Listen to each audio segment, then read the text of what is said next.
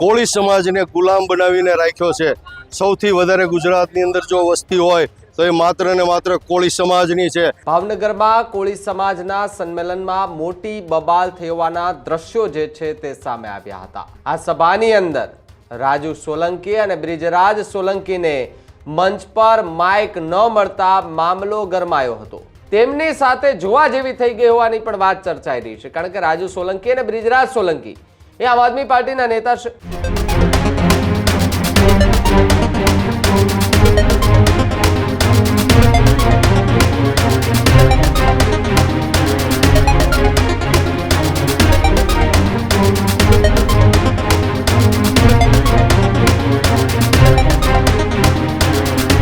સમાચાર ભાવનગરથી સામે આવી રહ્યા છે। ભાવનગરમાં કોળી સમાજના સંમેલનમાં મોટી બબાલ થઈ હોવાના દ્રશ્યો જે છે તે સામે આવ્યા હતા। કોળી સમાજના ભાવનગરના નેતા સાથે જોવા જેવી થઈ ગઈ હતી।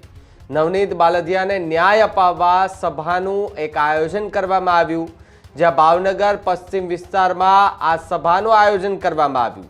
આ સભાની અંદર રાજુ સોલંકી અને બ્રિજરાજ સોલંકીને મંચ પર માઇક ન મળતા મામલો ગરમાયો હતો। તમે અમને બોલાવીને અપમાન કરો છો તેવી વાત રાજુ સોલંકીએ કરી। તમે બધા ખોટું કરો છો તેવી વાત રાજુ સોલંકીએ કરી છે। ના બોલવા દેવા પાછળ કોના ફોન આવ્યા તે ખબર છે તેવી વાત રાજુ સોલંકીના સમર્થક કરતા જોવા મળી રહ્યા છે।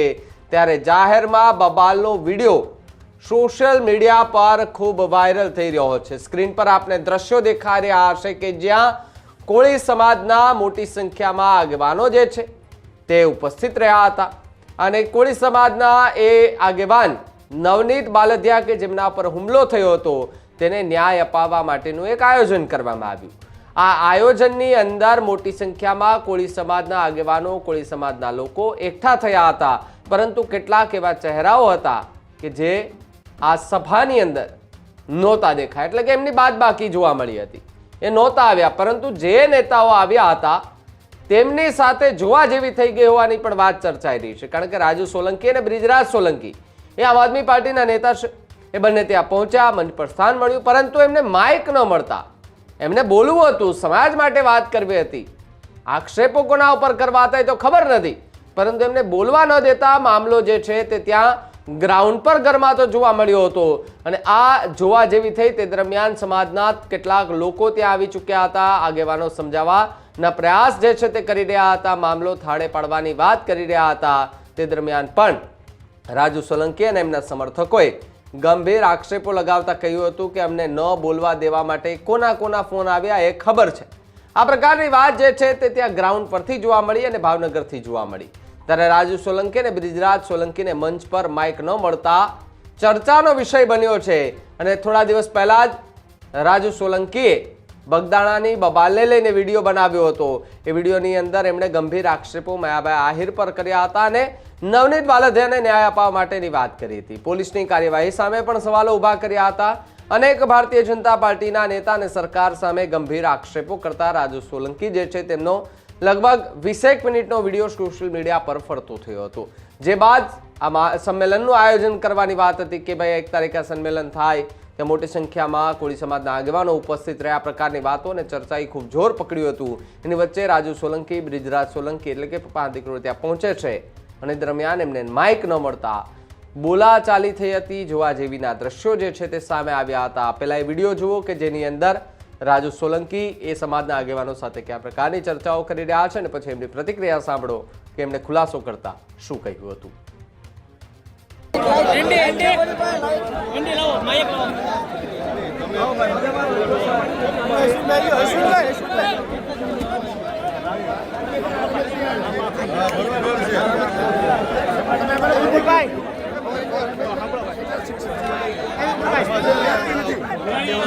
અપમાન કરો છો, બોલાવી બરોબર છે।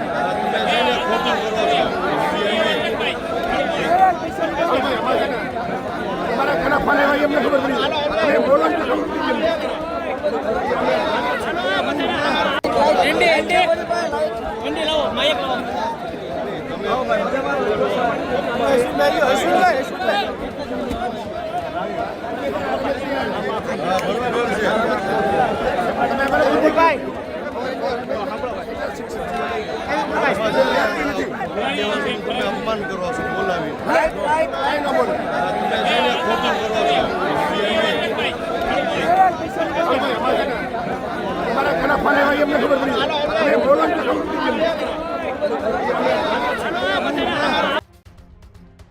ખાસ કરીને જે રીતે ગુજરાતની અંદર છેલ્લા 30 વર્ષથી કોળી સમાજને ગુલામ બનાવીને રાખ્યો છે.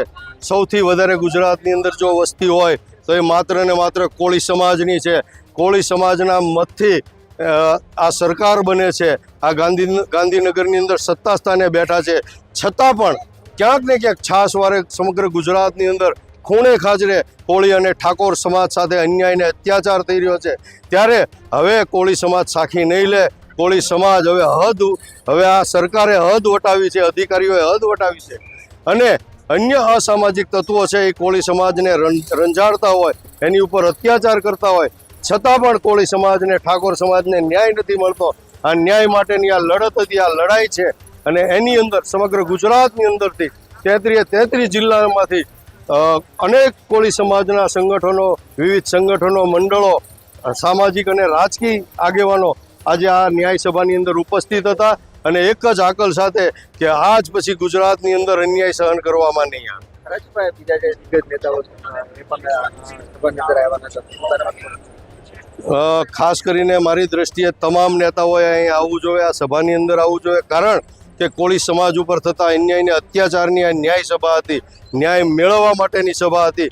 તો મારી દ્રષ્ટિએ કોઈ પણ પક્ષના, કોઈ પણ પક્ષાપક્ષી કરીને, કોઈ પણ રાજકીય પાર્ટીના ખેસ એક બાજુ મેકીને, કોઈ પણ રાજકીય પાર્ટીના વાઘા એક બાજુ મેકીને તમામ નેતાઓએ, ભાજપ, કોંગ્રેસ, આમ આદમી પાર્ટી કે અન્ય કોઈ પાર્ટી, તમામ નેતાઓએ આ એક મંચ ઉપર આવવું જોઈએ. હમણાં જ અલ્પેશભાઈ ઠાકોર, હું ઠાકોર સમાજની પ્રશંસા કરીશ આપણા ટીવી માધ્યમના ચેનલથી કે હમણાં જ એણે રાત્રે 3 વાગે જે સંમેલન કર્યું એમાં 2 લાખ લોકો ઉપસ્થિત રહ્યા. એમાં દરેક એક મંચ ઉપર દરેક પાર્ટીના નેતાઓ, સામાજિક અને રાજકીય નેતાઓ ઉપસ્થિત હતા. એની પણ પ્રશંસા કરવી જોઈએ. ત્યારે મારે આજે આ કોળી સમાજના નેતાઓને કહેવું છે કે આજે કોળી સમાજનો સાગર સમુદાય ઉપસ્થિત હતો અને ખૂબ મોટી સંખ્યામાં કોળી સમાજ ભેગો થવાનો હતો.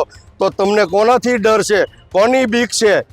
અરે આવી પાર્ટીને તમારે લાત મારી દેવી જોઈએ. જો તમારે એનાથી ડરીને રાજનીતિ કરવી હોય તો કોળી સમાજને તમારી પાસે અપેક્ષા છે અને તમે કોળી સમાજને સુરક્ષા આપવાના વચનો આપો છો, ભાષણો બહુ કરો છો.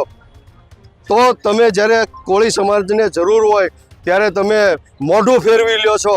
ત્યારે હું આજે કોળી સમાજના નેતાઓને કહું છું કે આવનારા દિવસોમાં આ જે અધિકારીઓ છે, ભ્રષ્ટ અધિકારીઓ છે, જેણે આ ગુનેગારોને, આરોપીઓને છાવરવાના પ્રયત્ન કર્યા છે, એના ઉપર કાર્યવાહી કરવામાં નહીં આવે, એને ડિસમિસ કરવામાં નહીં આવે, એની ઊંડાણપૂર્વક તપાસ કરવામાં નહીં આવે તો આવનારા દિવસોમાં વીર માંધાતા કોળી સમાજ સંગઠન ગુજરાત અને ઓલ ઇન્ડિયા ટૂંક જ સમયની અંદર ખૂબ મોટા પાયે આંદોલન અને મહાસંમેલન કરવા જઈ રહ્યું છે.